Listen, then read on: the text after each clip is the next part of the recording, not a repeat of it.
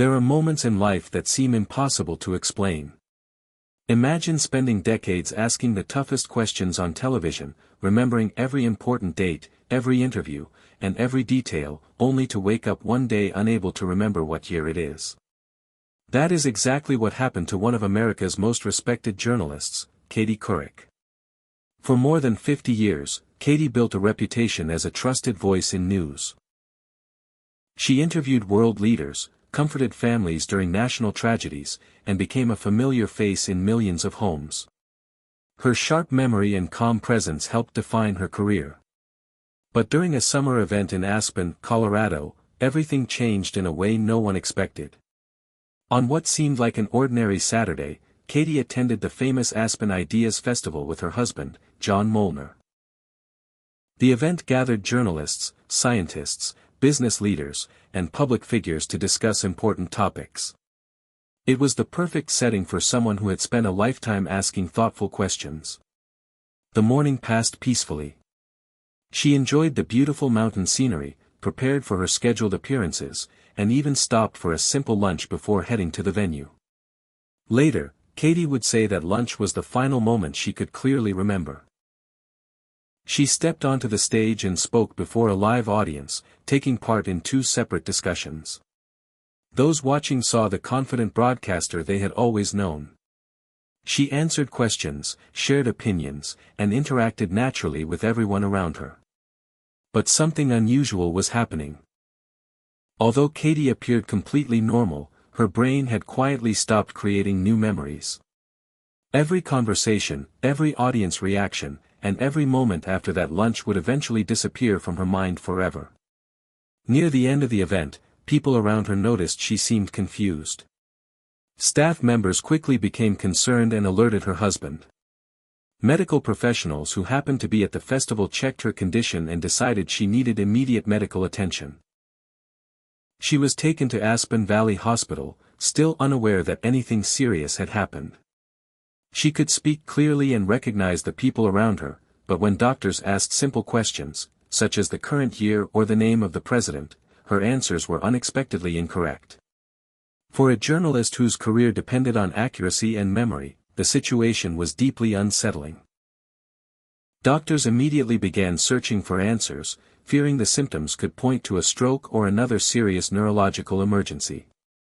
At that moment, neither Katie nor her family knew what the next few hours would reveal. What looked like the beginning of a devastating medical crisis would soon lead doctors toward a far rarer and far more mysterious diagnosis. As doctors worked to understand what had happened in Aspen, Katie's life stood as a reminder of why the situation felt so unbelievable. She wasn't simply another television personality. For decades, she had become one of the most recognizable and trusted journalists in America, earning respect through preparation, compassion, and an extraordinary ability to remember even the smallest details. Born on January 7, 1957, in Arlington, Virginia, Katie grew up in a family that valued education and curiosity. From an early age, she enjoyed asking questions and listening carefully to the answers. Those qualities would eventually become the foundation of a career that influenced American journalism for generations. After graduating from the University of Virginia, she entered the competitive world of television news. Her first jobs were far from glamorous. She worked behind the scenes, handled research, covered local stories, and slowly earned opportunities to report on bigger events. Every assignment helped sharpen her confidence and strengthened her reputation as a determined reporter. Her major breakthrough came when she joined NBC News. Within a few years, she became co-anchor of the Today Show, a role that transformed her into a household name. Morning after morning, millions of viewers trusted her to explain the day's biggest headlines while also bringing warmth and humanity to difficult conversations. Whether interviewing presidents, athletes, actors, or ordinary families facing extraordinary challenges, Katie had a rare talent for making people feel comfortable. She asked difficult questions without losing compassion, allowing guests to share honest and emotional stories that resonated with viewers across the country. Her success eventually opened another historic chapter. In 2006, she became the first woman to anchor the CBS Evening News alone, breaking barriers in an industry that had long been dominated by men. The role brought enormous expectations and constant public attention, yet she continued to approach every broadcast with professionalism. Away from the television cameras, Katie also experienced heartbreaking personal loss. In 1998, her husband, Jay Monahan, died after battling colon cancer. His passing changed her life forever. Instead of allowing grief to silence her, she turned it into a mission to educate others about the importance of early cancer screening. One of the most unforgettable moments of her career came when she underwent a colonoscopy on live television. It was an unusual decision, but it encouraged countless Americans to schedule screenings that many had previously ignored. Medical experts later credited the campaign with increasing awareness and helping save lives through earlier detection.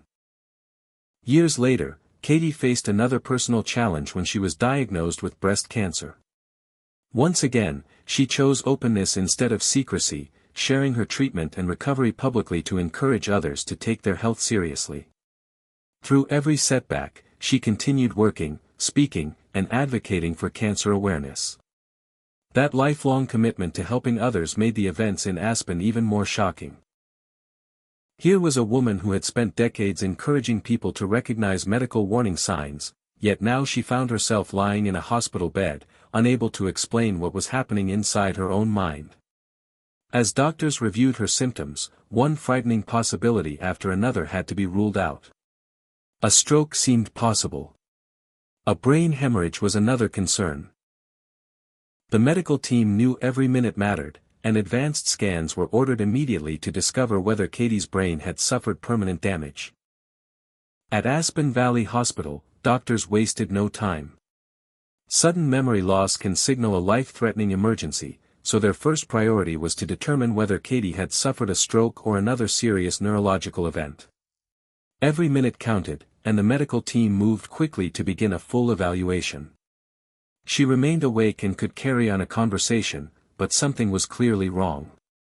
She recognized her husband and knew who she was, yet she couldn't hold on to new information. Within minutes, conversations disappeared from her memory as though they had never happened. Doctors began asking simple orientation questions. What month is it? What year is it? Who is the current president? To everyone's surprise, Katie answered incorrectly. For someone who had spent decades reporting on American politics and interviewing nearly every modern U.S. president, the answers should have come instantly. Instead, she confidently gave information that belonged to an earlier time. Her husband, John Molnar, watched the situation become increasingly unsettling. Katie wasn't unconscious or confused in the usual sense. She could smile, speak normally, and ask thoughtful questions. But every few minutes, it was as if her memory reset itself. Nurses would enter the room, introduce themselves, and leave. A short while later, when they returned, Katie greeted them as complete strangers. She politely introduced herself again and again, never realizing they had already met only moments earlier. For John, it was heartbreaking. The woman he knew for her sharp mind and remarkable memory was trapped in a cycle she couldn't even recognize. She wasn't frightened because she couldn't remember enough to understand what was happening. Instead, it was those around her who carried the fear. Doctors ordered advanced brain imaging, including an MRI, expecting it might reveal evidence of a stroke, bleeding, or another neurological emergency. The family waited anxiously for the results, preparing themselves for difficult news. Then came the first sign of relief. The scans showed no bleeding.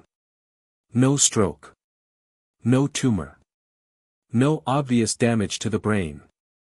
Physically, everything appeared normal. While this ruled out several dangerous conditions, it also created a new mystery. If Katie's brain looked healthy, why had her memory suddenly disappeared? Neurologists carefully compared her symptoms with known neurological disorders. The pattern was unusual but recognizable. She could remember events from years earlier, recognize loved ones, and communicate normally. Only one ability had temporarily failed, the brain's process of creating new memories. After several hours of observation, specialists reached a diagnosis that many people have never heard of: transient global amnesia, often called TGA.